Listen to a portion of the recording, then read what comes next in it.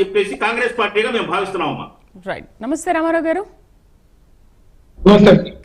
రామారావు గారు, ఏంటి ఇంత విపత్కర పరిస్థితుల్లో సహాయం చేయడమా లేకపోతే ఓదార్చడమా, వాళ్ళని వెళ్ళి పరామర్శించడమా, ఏదో ఒకటి చేయాలి. కానీ ఎందుకు మీ వైసీపీ సోషల్ మీడియా అఫీషియల్గానే ఇలాంటి ఫేక్ ప్రచారాలు, విష రాజకీయాలు ఎందుకు చేస్తున్నారు? ఎందుకు ఇలాంటి కార్యక్రమాలకు పాల్పడుతున్నారు? సో దీనిపైన కూటమి ప్రభుత్వం అండ్ మంత్రులు కూడా చాలా ఆగ్రహం వ్యక్తం చేస్తున్నారు. షేక్ బాజీ కూడా అదే మాట్లాడారు. మీరు ఏదైనా సహాయం చేయండి, కానీ ఎందుకు ఇలాంటి మాటలు మాట్లాడుతున్నారు? చేస్తే సహాయం చేయాలి, లేకపోతే సైలెంట్గా కూర్చోవాలి. కానీ ఎందుకు ఇలాంటి విష ప్రచారాలకు మీరు కాలు దూవుతున్నారు? నమస్కారం మేడం. ముందుగా మీకు ప్యానల్ ప్రతినిధులకు నమస్కారం. ఇక్కడ మోంతల్ తుఫాన్ అనేది అత్యంత తీవ్రమైనటువంటి తుఫానుగా వారం రోజుల ముందే వాతావరణ శాఖ హెచ్చరించారు. ఈ సందర్భంగా మా నాయకుడు జగన్మోహన్ రెడ్డి గారు పార్టీ శ్రేణులు పిలిపించారు. ఎక్కడికక్కడ ఇది తుఫాను తీవ్రతను మీరు పసిగట్టి ఏదైతే ఆపదలో ఉన్నటువంటి కుటుంబాలను కానీ వ్యక్తులను కానీ సహాయ కార్యక్రమాల్లో పాల్గొనాలని పిలుపునిచ్చినటువంటి విషయం మనందరూ తెలిసింది. అయితే సేమ్ టైం ఏదైతే ప్రభుత్వంలో కీలకంగా ఉన్నటువంటి వ్యక్తులైనటువంటి ముఖ్యమంత్రి చంద్రబాబు నాయుడు గారు కానీ, అట్లాగే ఉప ముఖ్యమంత్రి పవన్ కళ్యాణ్ గారు కానీ ఈ రాష్ట్రంలో లేరండి, హైదరాబాద్ లో ఉన్నారు. ఆ సమయానికి వారు నిన్న హుటాహుటిని వచ్చి ఇక్కడ మన ఆర్టీజీఎస్ ఆఫీస్ నుంచి కాన్ఫర్ చేసేదో మాట్లాడారు. కానీ వాళ్ళు సహాయక చర్యల్లో లేకపోతే అడ్మినిస్ట్రేషన్ పరంగా వాళ్ళు చేసినటువంటి విధానం మనం చూస్తా ఉన్నాం. అయితే బాజీ గారు కానీ ప్రజలు కానీ ఒకటి మేము విన్నపం ఏంటంటే, గతంలో మా ప్రభుత్వంలో మా నాయకుడు జగన్మోహన్ రెడ్డి గారు క్లియర్ గా తుఫాను ప్రభావిత ప్రాంతాల్లో ఏదైతే తుఫాను వచ్చినటువంటి పరిస్థితుల్లో ఆ యొక్క బాధితులందరికీ కూడా 2,000 రూపాయల చొప్పున ఆ యొక్క వరద సహాయంగా ఇచ్చినటువంటి పరిస్థితి ఉంది. అటువంటి సహాయం లేదు. ముఖ్యంగా రైతాంగం గురించి బాజీ గారు చెప్పారు కదా. మరి గతం మా ప్రభుత్వంలో ప్రతి సంవత్సరం కూడా క్రాప్ ఇన్సూరెన్స్ చేసి ఏదైతే ఆ యొక్క ప్రీమియంను సకాలంలో కట్టి ఆ యొక్క రైతాంగానికి వెన్నుదన్నుగా ఉన్నటువంటి పరిస్థితి ఉంటే, ఈ రోజు ఇప్పటికి కూడా 2025 సంవత్సరానికి క్రాప్ ఇన్సూరెన్స్ ఏదైతే ప్రీమియం ఎందుకు చెల్లించలేదు ఈ ప్రభుత్వం అనేది మేము ప్రశ్నిస్తున్నాం. ఇటువంటి అంశాలన్నీ కూడా గతంలో కూడా చూసాం. ఏదైతే విజయవాడ వరదలు వచ్చినప్పుడు మా నాయకుడు జగన్మోహన్ రెడ్డి గారు క్లియర్ గా చెప్పారు, బుడమేరు ఆ యొక్క ఆ గేట్లు తీసినందువల్ల ఈ యొక్క ఫ్లో ఎక్కువయ్యి విజయవాడకు ముప్పు వచ్చింది అని పసిగట్టి చెప్తే, ఆ రోజు వెహికల్ గా చంద్రబాబు నాయుడు గారు ఏం మాట్లాడారు, బుడమేరు ఏంటి, గేట్లేంటి, ఈ యొక్క ప్రతిపక్ష నాయకుడు లేకపోతే ఈ యొక్క మాజీ ముఖ్యమంత్రి జగన్ గారికి అసలు అవగాహన ఉందని మాట్లాడితే మా సోషల్ మీడియా మాట్లాడింది ఆ రోజు అబద్ధం అని చాలా మంది భావించారు.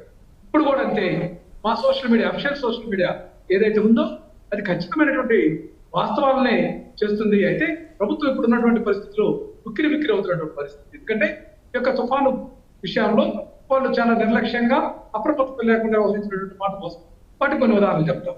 ఇంకా విషయం ఏంటంటే, ఇక్కడ తుఫాను సందర్భంగా అధికారుల యొక్క నిర్లిప్తత కూడా మనకు కనిపిస్తా ఉంది. మనకు ఉదాహరణ చెప్తే, మాకు ఇక్కడ ప్రకాశం జిల్లాలో మంత్రి డోలా బాలవీరాంజనేయ స్వామి సొంత నియోజకవర్గం సింగరాయకొండ మండలం పాకల గ్రామంలో ఆ యొక్క నిర్వాసితులకు ఏదైతే తుఫాను బాధితులకు ఆహారం అందలేదు, విద్యుత్ సౌకర్యం లేదు, జనరేటర్ కూడా సకాలంలో అమలు చేయకపోతే మా యొక్క అక్కడ ఉన్నటువంటి ఇన్ఛార్జ్ మాజీ మంత్రి ఆదిమూలం సురేష్ గారు వెళ్ళి ఇక్కడ సహాయ సహకారాలు తన యొక్క అనుచర గణంతో చేసినటువంటి మాట వాస్తవం కదా మేడం. అట్లాగే ఇక్కడ వెంగమొక్కపాలెం దగ్గర చిన్న బాబు వరదొస్తే కొట్టుకుపోతే అక్కడ పోలీస్ యంత్రాంగాన్ని, అధికార యంత్రాంగాన్ని, రెవెన్యూ యంత్రాంగాన్ని పెట్టలేదు. 6 నెలల్లో కొట్టుకుపోయినటువంటి పరిస్థితి మనం చూసాం. అంతా వరద అంతా కూడా వచ్చి కొట్టుకుపోయిన తర్వాత ఈ రోజు హడావిడిగా ఆ యొక్క పోలీసులు పెట్టి చేస్తున్నటువంటి. మీరు చూసారా రామారావు గారు, మీరు చూసారా అంటే మీ వైసీపీ నాయకులు చూసారా మీ పార్టీ తరఫున? ఖచ్చితంగా మేడం. ఓకే, చూసారు అక్కడ సహాయ సహకారాలు అందలేదు అని చెప్తున్నారు. అధికారులు కూడా ఎవరు స్పందించట్లేదు అంటున్నారు. ఓకే, మీరే మీ నాయకులే మీరు చూసారు కాబట్టి అదే మానవత్వంతో మనమే వాళ్ళకి హెల్ప్ చేయొచ్చు కదా. మీరు అలా చూసి ఊరుకున్నారు, ఇప్పుడు చెప్తున్నారు కదా. నిజంగా మీరు కనుక అదే హెల్ప్ చేసి ఉంటే కనుక ఈ రోజు మిమ్మల్ని అందరూ అప్రిషియేట్ చేసేవాళ్ళు మీడియాలో కూడా.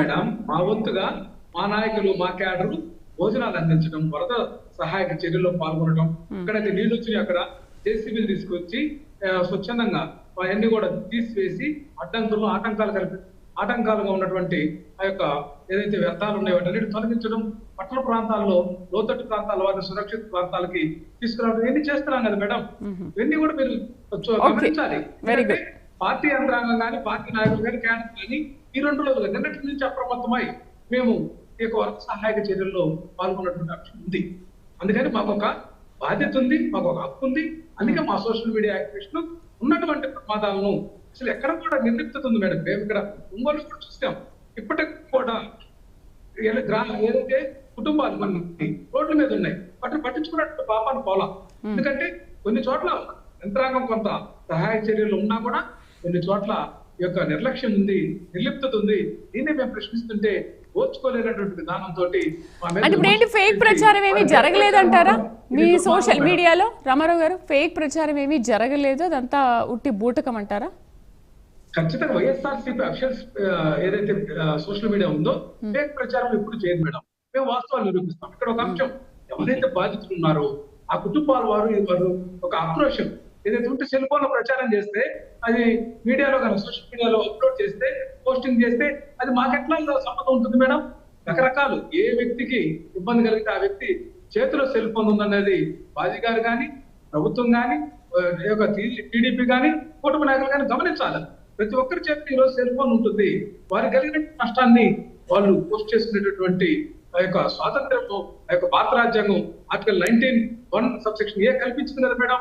దాన్ని వాళ్ళు వినియోగించుకుంటుంటే మనం ఎందుకు దాన్ని ఆక్షేపిస్తాము వాస్తవాలను అని చెప్తున్నాం. సో మీరేం చేయలేదంటారు? ఖచ్చితంగా మేమైతే వాస్తవాలే చెప్తాం మేడం. ఇప్పుడు బుడమేరు అంశం మేడం, గతంలో విజయవాడ వరద వచ్చి బాజీ గారు గుర్తు చేశారు. బుడమేరుకి గేట్లే లేవని ముఖ్యమంత్రి హాస్యాస్పదంగా మాట్లాడితే మా నాయకుడు జగన్మోహన్ రెడ్డి గారు మాట్లాడే మాటలు ఆయన ఖండిస్తూ మాట్లాడితే నిజమేననుకున్న రాష్ట్ర ప్రభుత్వం అంతా కూడా మా నాయకుడు ఏదో పొరపాటు మాట్లాడారని భావన తీసుకొచ్చారు ముఖ్యమంత్రి. కానీ మరుసటి రోజు అదే ఏదైతే వాళ్ళకి సంబంధించినటువంటి ఎల్లో మీడియాని వాస్తవాలు మరలా చెప్పిన తర్వాత మా నాయకుడు దూరదృష్టి ఎలాంటిదో అర్థమైపోయింది ప్రజలందరికీ కూడా, అధికారులకు అర్థమైపోయింది. అంటే చంద్రబాబు నాయుడు గారు కొన్ని అంశాలలో దుందుడుకుగా ఏదో అబద్ధాలు ప్రచారం చేయటం, మళ్ళా నాలుగు ఖర్చుకోవడం ఇది ఆయనకి ఆనవాయితీ మేడం. మనం చూస్తా ఉన్నాం గతంలో 20-30 సంవత్సరాలు చూస్తా ఉన్నాం. గతంలో ప్రపంచ బ్యాంక్ అని చెప్పేవాడు, ఏదైతే పేదలకు సంక్షేమ పథకాలు అడ్డగింపులో ఉండేవాడు, సహాయక చర్యల్లో కానీ ఎక్కడా కూడా ఆయన ప్రచారం పాఠం తప్పితే పనిలో అసలు అనేది అందరికీ తెలిసిందే కదా మేడం. రైట్. లక్ష్మి గారు నమస్తే అండి. థ్యాంక్ యూ శ్రీదేవ్ గారు, thank you, nice opportunity. And ప్యానెల్లో మెంబర్స్ కి